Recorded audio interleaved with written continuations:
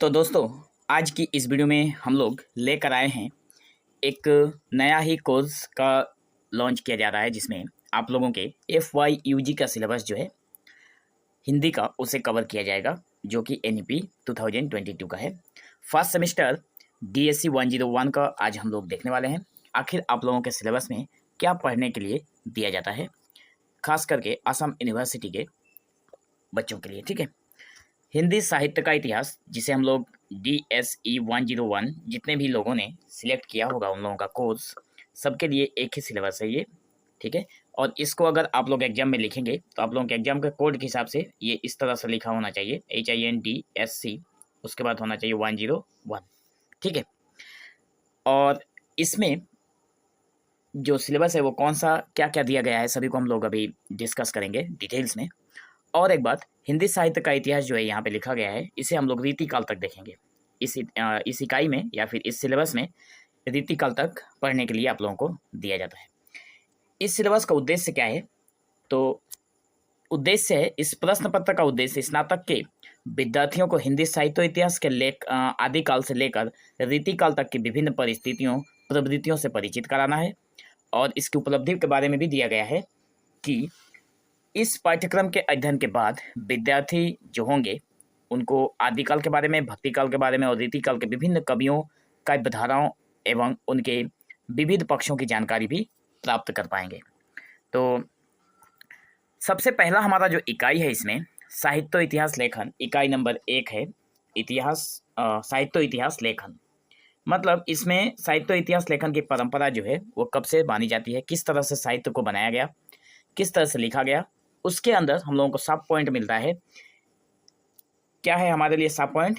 हिंदी साहित्य के इतिहास में काल विभाजन एवं नामकरण की समस्याएं क्या क्या हुई।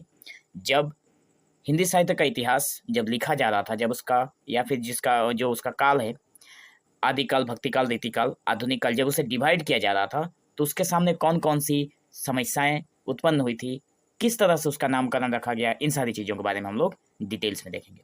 उसके बाद है आदिकालीन साहित्य की पृष्ठभूमि, जिसमें आदिकालीन जो साहित्य है, हिंदी साहित्य के इतिहास को अगर काल विभाजन में हम लोग बांटेंगे तो पहला नंबर काल होगा आदिकाल। और आदिकाल की साहित्य की क्या पृष्ठभूमि रखी गई, उसके राजनीतिक, सामाजिक, आर्थिक और धार्मिक पृष्ठभूमि को देखना है।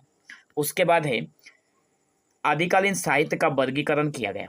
आदिकालीन जो साहित्य था, जो पहला काल था आदिकाल, उसका वर्गीकरण किया गया और उसमें सिद्ध, नाथ और जैन साहित्य तथा रासो साहित्य और लौकिक साहित्य को भी जगह दिया गया तथा उसका सामान्य परिचय को हमें देखना है। ठीक है, उसके बाद दिया गया है अंतिम वाला कि आदिकालीन साहित्य की प्रमुख जो प्रवृत्तियां हैं, मतलब खास तौर पर हम लोग सिर्फ आदिकाल के बारे में ही इस इकाई में जानेंगे। आगे का जो इकाई नंबर 2 है, इसमें कहा गया है भक्तिकाल के बारे में जानना है। तो सबसे पहले कहा गया है कि भक्तिकाल की पृष्ठभूमि, जिसमें भक्तिकाल की पृष्ठभूमि राजनीतिक, आर्थिक, धार्मिक एवं दार्शनिक के बारे में जानेंगे। दूसरे नंबर पर है भक्ति आंदोलन के उदय के कारण। आखिर भक्ति आंदोलन जो हुआ था वो किस वजह से हुआ था, उसके बारे में जानेंगे। भक्ति आंदोलन के प्रमुख वैचारिक पक्षों का सामान्य परिचय। उसके बाद इकाई नंबर 3 आ जाता है। मतलब भक्तिकाल का जो इकाई नंबर 2 जो है वो बहुत ही ज़्यादा कुछ खास नहीं है, इसमें बहुत छोटा इकाई है। उसके बाद 3 नंबर का जो इकाई है, इसमें हम लोग पढ़ेंगे जिसमें से निर्गुण भक्ति काव्यधारा, काव्य परंपरा के बारे में। तो इसमें निर्गुण ज्ञान मार्गी संत काव्य परंपरा का सामान्य परिचय एवं निर्गुण ज्ञान मार्गी संत काव्य परंपरा की प्रमुख प्रवृत्तियां कौन कौन सी हैं, निर्गुण ज्ञान मार्गी संत कवि कबीरदास के बारे में भी जानेंगे। ठीक है, उसके बाद है निर्गुण प्रेम मार्गी अर्थात सूफी, जो सूफी संत हुए, सूफी काव्य परंपरा का परिचय हमें देखना है, सामान्य परिचय एवं निर्गुण प्रेम मार्गी सूफी काव्य की प्रमुख प्रवृत्तियां कौन कौन सी हैं और निर्गुण प्रेम मार्गी कवि के रूप में मलिक मोहम्मद जायसी का क्या स्थान है, उसको भी हमें देखना है। उसके बाद आता है आप लोगों का यहाँ पर इकाई नंबर 4, जिसमें सगुण भक्तिधारा भक्ति काव्य परंपरा है। तो एक था निर्गुण और दूसरा है हमारे पास सगुण। तो सगुण के बारे में भी जानेंगे। तो इसमें कहा गया है कि राम भक्ति काव्य परंपरा का सामान्य परिचय और राम भक्ति काव्य की प्रमुख प्रवृत्तियां। उसके बाद है राम भक्त काव्य परंपरा में कवि तुलसीदास का वैशिष्ट्य क्या है। मतलब ये सारी चीज़ें हम लोग अगर हमारा जो इतिहास का बुक है, जिसके नीचे इसी सिलेबस में आप लोगों को बुक का नाम भी दिया गया है। अगर आप लोग उस बुक को खरीद कर पढ़ते हैं तो वो सारी चीज़ें भी आप लोग बहुत ही अच्छे से जान पाएंगे। और एक बात है, यहाँ पे हमें इकाई नंबर 4 में पढ़ना है कृष्ण भक्ति काव्य परंपरा का सामान्य परिचय एवं कृष्ण भक्ति काव्य की प्रमुख विशेषताएं, अष्टछाप कवि और कवि जो सूरदास हुए उनके बारे में, कृष्ण भक्त कवि के रूप में रसखान एवं कवित्री मीराबाई के बारे में भी हम लोग जानेंगे। उसके बाद आता है हमारा इकाई नंबर 5, जिसमें रीतिकालीन काव्य है। रीतिकालीन काव्य के अंतर्गत हम लोग देखेंगे, जिसमें रीतिकालीन काव्य की पृष्ठभूमि राजनीतिक एवं दरबारी, सामाजिक, सांस्कृतिक, धार्मिक एवं साहित्यिक, और साथ में रीतिबद्ध भी देखेंगे। रीति सिद्ध और रीति मुक्त काव्य का सामान्य परिचय, मतलब इन तीनों को देखना है। रीतिकालीन काव्य की पृष्ठभूमि जिसमें राजनीतिक, दरबारी, सामाजिक, सांस्कृतिक, धार्मिक और साहित्यिक है, और साथ में देखना है रीतिबद्ध, रीति सिद्ध और रीति मुक्त काव्य का सामान्य परिचय देखेंगे। उसके बाद आता है रीतिकाल के प्रमुख कवि, जिसमें केशवदास हैं, देव हैं, पद्माकर हैं, बिहारी हैं, घनानंद हैं एवं भूषण का सामान्य परिचय देखेंगे। रीतिवादी एवं रीतिमुक्त काव्य की प्रमुख प्रवृत्तियों को भी हम लोग इसमें समाधान को लेकर आएंगे। अब बात करते हैं हम लोग आगे कि हमारा जो ये जो सिलेबस है, इसमें प्रश्न हमें किस तरह से प्रश्न पूछे जाएंगे। तो अभी तक जो प्रश्न बने हैं उसमें ये जो आप लोगों के गाइडलाइंस दिए गए हैं, इसी के हिसाब से प्रश्न पूछे गए हैं, जिसमें कहा गया है कि इस प्रश्न का 1 नंबर में कहा गया है कि इस प्रश्न पत्र का पाठ्यक्रम कुल 5 इकाइयों में विभक्त है और इसके क्रेडिट 3 हैं।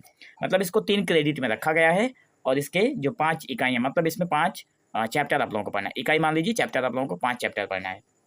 उसके बाद कहा गया है इस पाठ्यक्रम कुल 100 अंकों का है और अतिरिक्त मूल्यांकन आंतरिक मूल्यांकन CCA के लिए 30 अंक तथा सेमेस्टर समाप्ति होने वाले प्रमुख परीक्षा ESE के लिए 70 अंक निर्धारित है। मतलब जो आप लोगों के टेस्ट होते हैं ना, उसको 30 मार्क्स के लिए रखा गया है और जो फाइनल एग्जाम आप लोगों का होगा वो होगा 70 मार्क्स का।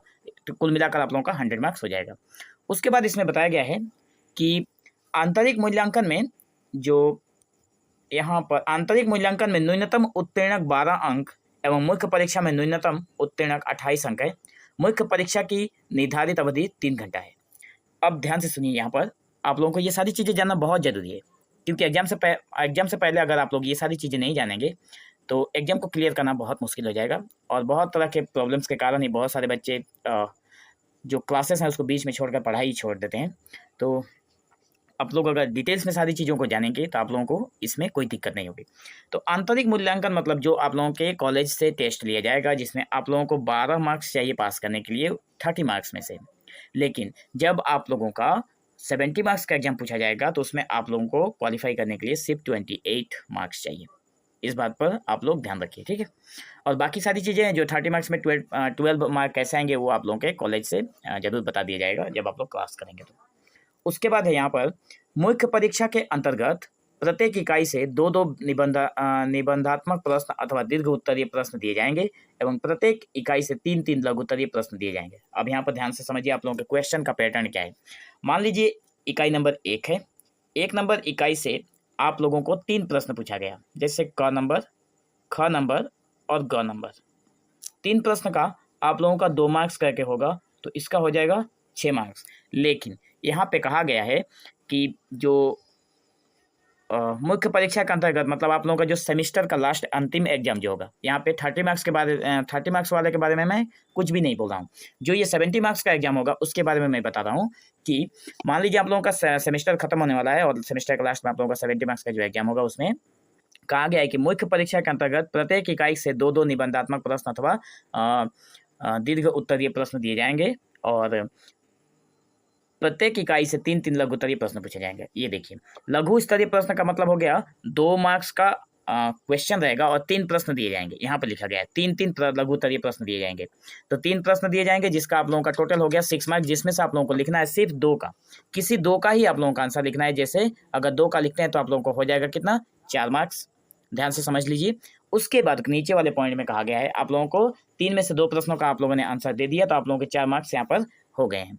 उसके बाद दिया गया है परीक्षार्थियों को प्रत्येक इकाई से एक निबंधात्मक प्रश्न अथवा दीर्घ उत्तरीय प्रश्न का उत्तर लिखना होगा तथा 2 लघु उत्तरीय प्रश्न का उत्तर लिखना होगा। मतलब यहाँ पर मैंने कहा ना कि आप लोगों को 2 लघु उत्तरीय प्रश्न का लिखना है तो आप लोगों का हो जाएगा 2 से 2 गुना करने पर 4 होता है, आप लोगों के 4 मार्क्स हो गए। और कहा गया है कि 2-2 निबंधनात्मक, इसको देखिए 2-2 निबंधात्मक जो प्रश्न दिए जाएंगे आप लोगों को, 2-2 जो निबंधात्मक प्रश्न दिए जाएंगे या फिर जो दीर्घ स्तरीय प्रश्न होगा, दोनों में से कोई एक ही रहेगा, वो आप लोगों के हो जाएगा मान लीजिए 10 मार्क्स का।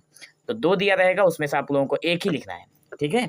10 का 2 से होगा 20, लेकिन आप लोगों को लिखना है 10 लिखना है। और एक इकाई से आप लोगों को उधर 4 हो गया और उसी इकाई से आप लोगों को और 10 मार्क्स लिखना है, ठीक है।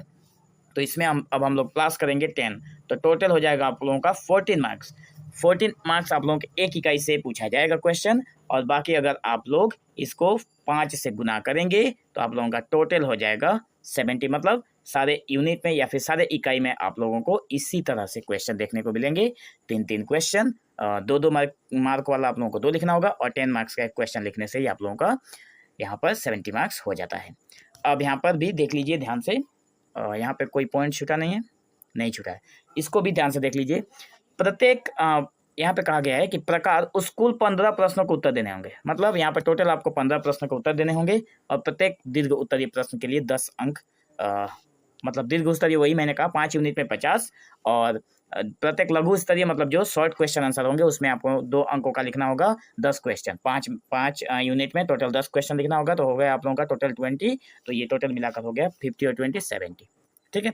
और ये रहे वो सारे के सारे ग्रंथ का बुक का नाम, जो अगर आप लोग चाहें तो इसे भी खरीद कर पढ़ सकते हैं। लेकिन अगर आप लोग इस चैनल के साथ बने रहते हैं तो आप लोगों को इस बुक को खरीदने की कोई ज़रूरत नहीं पड़ेगी। आप लोगों का एग्जाम बहुत ही अच्छे से हो जाएगा और बहुत ही अच्छे से प्रिपरेशन भी कराया जाएगा, ठीक है। तो मैं आशा करता हूँ कि आप लोगों को ये वीडियो बहुत ही डिटेल्स में समझ में आया होगा। बाकी का हम लोग नेक्स्ट क्लास में इसकी क्लासेस जब स्टार्ट करेंगे, शॉर्ट क्वेश्चन के साथ बड़े क्वेश्चन को भी लेकर आएंगे, तो आप लोगों के ताकि आप लोगों के सारे डाउट क्लियर हो जाए, ठीक है। तो आज की वीडियो में बस इतना ही, मिलेंगे हम लोग एक नए वीडियो में, तब तक के लिए धन्यवाद।